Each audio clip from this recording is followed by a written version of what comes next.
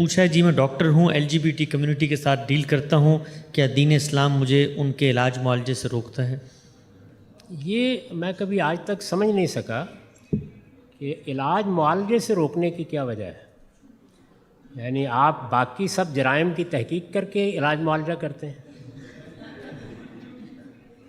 مطلب پہلے آدمی سے کہتے ہیں کہ تم نے کبھی بدکاری تو نہیں کی، رشوت تو نہیں لی، کسی کا مال تو نہیں لوٹا. تو ڈاکٹر کی اخلاقیات یہ نہیں ہے.